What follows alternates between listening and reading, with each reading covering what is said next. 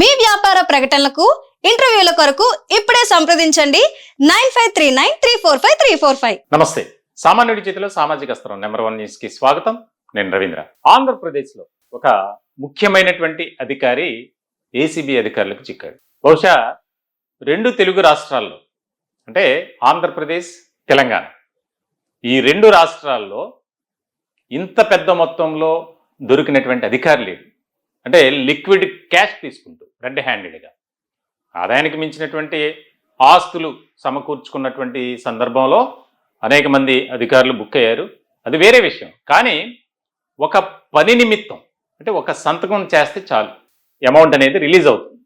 దానికి సంబంధించి దాదాపు 5 కోట్లు డిమాండ్ చేశారు. అంటే ఆంధ్రప్రదేశ్లో కొన్ని కీలకమైనటువంటి విభాగాల్లో, డిపార్ట్మెంట్స్లో ఏ రకమైనటువంటి అవినీతి తిమింగలాలు ఉన్నారు అనేది మనం అర్థం చేసుకోవచ్చు.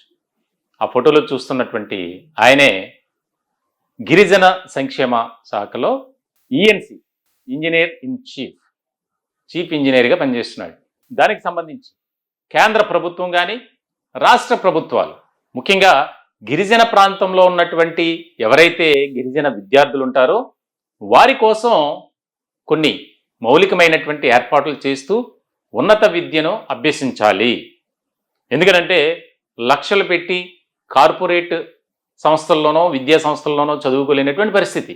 ఇలాంటి క్రమంలో ప్రభుత్వమే వారికి మంచి విద్యను, క్వాలిటీ ఎడ్యుకేషన్ అనేది అందించాలి. దానికి సంబంధించి ఎటువంటి రూపాయి కూడా ఫీజు తీసుకోకుండా దానికి సంబంధించే ఏకలవ్య మోడల్ రెసిడెన్షియల్ స్కూల్స్ని ఏర్పాటు చేసింది కేంద్ర ప్రభుత్వం, అలాగే ఆయా రాష్ట్ర ప్రభుత్వాలు. దీనిలో భాగంగా ఆంధ్రప్రదేశ్లో 28 ఉన్నాయి. అంటే 6th నుంచి ఇంటర్మీడియట్ వరకు వేలాది మంది విద్యార్థులకు వాటిని మంచి విధానంలో మనం విద్య అందించాలి అనే దిశగా ప్రభుత్వం కృషి చేస్తుంది. అయితే వారికి సంబంధించి ఆ విద్యా సంస్థలను డెవలప్ చేయటం, అక్కడ ఉన్నటువంటి వసతులు కానీ ఇంకా ఇతర సౌకర్యాలను మెరుగుపరిచేందుకు చేసేటువంటి పనుల్లో ఒక కాంట్రాక్టర్ దగ్గర నుంచి 25 లక్షలు, ఆల్రెడీ 25 లక్షలు తీసుకున్నాడు. 35 కోట్లకు సంబంధించినటువంటి పనులు చేశాడు ఆయన కాంట్రాక్టర్ కృష్ణరాజు.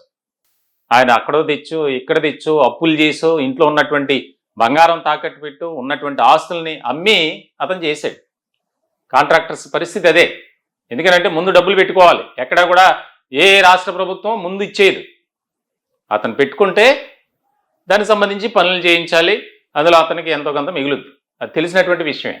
ఇలాంటి సందర్భంలో ఈ యొక్క ఇంజనీర్ ఎవరైతే ఉన్నారో, చీఫ్ ఇంజనీర్ ఉన్నారో అబ్బవరపు శ్రీనివాస్, మనం చూస్తున్న ఫోటోలో ఆ అయ్యగారు అతను అడిగింది 5 కోట్లు, 35 కోట్లకు సంబంధించి వర్క్స్ చేశాడు.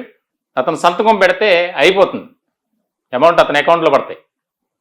దానికి సంబంధించి మొదటి విడతగా 25 లక్షలు, తర్వాత 25 లక్షలు. సార్ 25 లక్షలు ఆల్రెడీ తీసుకున్నారు కదా, మీరు సంతకం పెట్టండి, నేను అమౌంట్ వచ్చిన తర్వాత ఇస్తా. అతనేమి నేను ఇవ్వనని చెప్పలా కృష్ణరాజు అనే కాంట్రాక్టర్.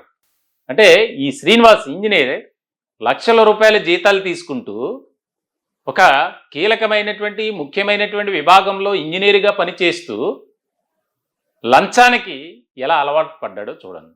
అంటే ఇది ఎందుకు చెప్పాలనిపించింది నాకు అంటే, ఇంకా ఇటువంటి అవినీతి అధికారులు చాలామంది ఉన్నారు. కొంతమంది వ్యవహారం బయటపడుతుంది, కొంతమంది వ్యవహారం బయటపడదు. సో ఇటువంటి సందర్భంలో రాష్ట్ర వ్యాప్తంగా ఒక ఆసక్తికరమైనటువంటి చర్చ జరుగుతుంది.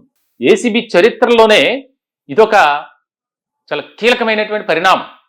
5,000 10,000 మహా అయితే 1 లక్ష 2 లక్షలు ఇలా దొరుకుతాయి. 25 లక్షలు ఆల్రెడీ 25 లక్షలు తీసుకున్నాడు.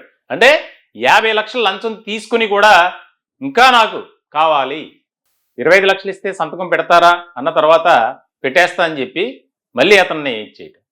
సరే నేను తీసుకొస్తున్నానని చెప్పి ఏసీబీ అధికారులను ఆశ్రయించాడు. ఆల్రెడీ 25 లక్షలు తీసుకున్నప్పుడు అతను పని చేయాలి. అయినా ఎందుకు ప్రభుత్వం నుంచి జీతం తీసుకునేటువంటి ఒక ప్రభుత్వ అధికారి, ఉన్నత అధికారి లంచం తీసుకోవాలా? అంటే వ్యవస్థ అలాగ అయిపోయింది. ఏది ఫైల్ కదలాలన్నా, సంతకం పెట్టాలన్నా రెవెన్యూ కానీ, పోలీస్ డిపార్ట్మెంట్ కానీ ఇలా కీలకమైనటువంటి డిపార్ట్మెంట్స్లో అందరినీ అనట్ల, కొంతమంది మాత్రమే అవినీతికి కేర్ ఆఫ్ అడ్రస్గా మారారు. ఇన్ని జరుగుతున్నా కనీసం ఒక పక్కన చెప్తూనే ఉన్నారు అధికారులు, ప్రభుత్వం నుంచి పెద్దలు కూడా చెప్తూనే ఉన్నారు, ఎవరో కూడా లంచం తీసుకోవద్దు, లంచం ఇవ్వద్దు అని. అయినా సరే వీరు మాత్రం రూట్ మార్చట్లా, ప్రతిదానికి ఒక రేటు ఏర్పాటు చేసుకున్నారు. అతను ఎవరికైనా మనస్సాక్షి అనేది ఉంటుంది. అతని దగ్గర నుంచి 25 లక్షలు తీసుకున్నాం, సరే చాలా ఇబ్బందుల్లో ఉన్నాడు, కోట్లాది రూపాయలు పెండింగ్ ఉన్నాయి ప్రభుత్వం నుంచి, ప్రభుత్వం రిలీజ్ చేసింది, కానీ మరి అధికారికంగా ఒక స్టెప్ బై స్టెప్ వెళ్ళాలి. ఫైనల్ స్టేజ్లో ఇతని దగ్గరికి వచ్చింది, ఇతను ఓకే అని చెప్పి సంతకం పెడితే అయిపోతుంది, డబ్బులు రిలీజ్ అవుతాయి. దానికి ఇన్ని రకాలుగా వేధింపులు, మానసికంగా అతను ప్రతిరోజు ఆయన చుట్టూ తిరగడమేనండి. సార్ ఆల్రెడీ 25 లక్షలు ఇచ్చాను కదా, నా ఫైల్ మూవ్ చేయండి, అమౌంట్ రాగానే ఇస్తాను అని చెప్పి, మీకు కావాలంటే నేను డాక్యుమెంట్ కూడా ఇస్తా. చూడండి ఎవరంటారు అలా. అయినా సరే ఈ శ్రీనివాస్ అనే ఇంజనీర్ ఎట్లాగైనా సరే అతను పీడించాలి అనుకున్నాడో ఏంటో తెలీదు, లాస్ట్కి అడ్డంగా బుక్ అయ్యాడు. దేశ చరిత్రలోనే ఒక రకమైనటువంటి రికార్డు క్రియేట్ చేశాడు ఈ శ్రీనివాస్ అనే ఇంజనీర్. 50 లక్షల లంచం రెడ్ హ్యాండెడ్గా తాజాగా 25 లక్షలతో దొరికాడు. ఆల్రెడీ 25 లక్షలు తీసుకున్నాడు, ఏదైతే ఏసీబీ అధికారుల స్టేట్మెంట్లో ఇచ్చినటువంటి సందర్భంలో చెప్పాడు. అంటే ఏ విధంగా అధికారుల వైఖరి ఉంది, ఎలా మారుతున్నారు, వారి జీవన విధానం, ఏదైనా సరే ఒక సంతకం పెట్టాలంటే గ్రీన్ పెన్తో ఖచ్చితంగా చేయి చాపాల్సిందే. ఇంకొక ఉదాహరణగా తీసుకుని ప్రభుత్వ శాఖల్లో పనిచేస్తున్నటువంటి ప్రభుత్వ ఉద్యోగులుగా ఉన్నటువంటి వారు ఇప్పటికైనా కళ్ళు తెరవాలి. మనం ఇంత డబ్బులు తీసుకుంటున్నాం అని చెప్పి అది మంచి పద్ధతి కాదు అనేది కూడా అతను ఎంతో ఆవేదన వ్యక్తం చేస్తూ చెప్పాడట ఏసీబీ అధికారులకు. సార్ నేను అప్పు చేసి ఇంట్లో ఉన్నటువంటి బంగారం అంతా తాకట్టు పెట్టి ఉన్నటువంటి కారును కూడా అమ్మేసి 25 లక్షలు ఆల్రెడీ ఇచ్చాను, సార్ చేయండి, ఫైల్ మీద సంతకం పెడితే నాకు ఆ డబ్బులు వస్తాయి కదా, అందులో మీకు ఇస్తాను అని. అయినా కూడా వినలా, పీల్చి పిప్పి చేసేసాడు. మొత్తానికైతే అతను విసిగి వేసారి ఇక లాభం లేదనుకుని ఏసీబీ అధికారులను ఆశ్రయించాడు. అధికార వర్గాల్లో ఆసక్తికరమైనటువంటి చర్చ జరుగుతుంది. ఎందుకంటే కొంతమంది అవినీతికి అక్రమాలకు ఇంకా వాళ్ళు రూట్ మార్చరు, మరి ఇది ఇంత దారుణంగానా, కనీసం బతిమలాడినా అతను వినలేదంటే ఎంత దారుణమైనటువంటి పరిస్థితో మనం అర్థం చేసుకోవాలి. ఇప్పుడు ఒక్కొక్కటిగా వస్తుంది. గతంలో చేసినటువంటి ఎక్కడ పని చేసినా ఈ శ్రీనివాస్ అధికారి ఇదే రకమైనటువంటి ధోరణి. దాదాపు కోట్లాది రూపాయల ఆస్తులు సమకూర్చాడు, పిల్లల పేరున, బంధువుల పేరున, కుటుంబ సభ్యుల పేరున ఖరీదైన విల్లాలు, కార్లు, పిల్లల పేరున కోట్లాది రూపాయలు విలువైనటువంటి బంగారం. దీని మీద కూడా ఏసీబీ ఫోకస్ పెట్టింది. ఎందుకంటే ఇలాంటి వాళ్ళని వదలకూడదు. రేపొద్దున మరొకడు ఇలాంటి సాహసం చేయాలంటే ఎవరైనా భయపడే విధంగా ఉండాలి. అతని కాంట్రాక్టర్ కరెక్టే, కొన్ని లొసుగులు ఉంటాయి, కొన్ని లోటుపాట్లు ఉంటాయి, దానికి సంబంధించి అధికారులకు సమర్పించుకోవాల్సిందే, అది తెలిసినటువంటి విషయం అందరికీ.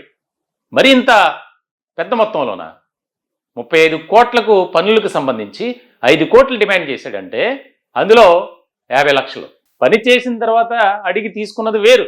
అలా కూడా లేదు ఈ శ్రీనివాస్ పరిస్థితి. తనకైతే డిపార్ట్మెంట్లోనే ఒక రకమైనటువంటి ఆశ్చర్యకరమైనటువంటి ఆసక్తికరమైనటువంటి చర్చ జరుగుతుంది.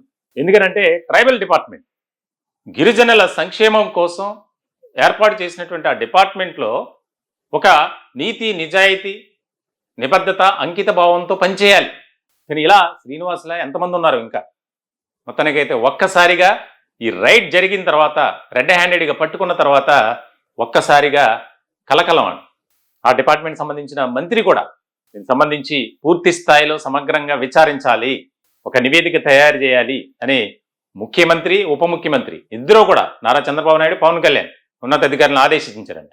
ఎవరైనా బాధితులు ఉంటే ముందుకు రండి, నేరుగా చెప్పండి అని చెప్పి. మొత్తానికైతే ఒక కుదుపనే చెప్పాలి. మొత్తానికి ఈ అంశానికి సంబంధించి ఇటు రాజకీయ వర్గాల్లోనూ అలాగే అధికార వర్గాల్లో కూడా ఆసక్తికరమైనటువంటి ఒక చర్చ అనేది నడుస్తుంది. ఈ టాపిక్ పై మీ విలువైన అభిప్రాయాలు కామెంట్ రూపంలో తెలియజేయండి. దయచేసి మా ఛానల్ని సబ్స్క్రైబ్ చేసుకోండి. మీ ప్రాంతంలో కూడా ఇదే రకమైనటువంటి విధానంతో ఉన్నటువంటి అధికారులు కానీ ఎవరైనా సరే వారి వివరాలు మీరు చెప్పొచ్చు మాకు నిర్భయంగా. కింద వస్తున్నటువంటి స్క్రోలింగ్లో మా కార్యాలయ నెంబర్ ఉంది, ఆ నెంబర్కి మీరు కాల్ చేసి మీ ప్రాంతంలో జరిగే అవినీతి అక్రమాలకు సంబంధించి ఇటువంటి శ్రీనివాసుల ఇంకెవరైనా ఉన్నారా వాళ్ళ వివరాలు కూడా మీరు నిర్భయంగా తెలియజేయచ్చు. దయచేసి మా ఛానల్ని సబ్స్క్రైబ్ చేసుకోండి. Thank you.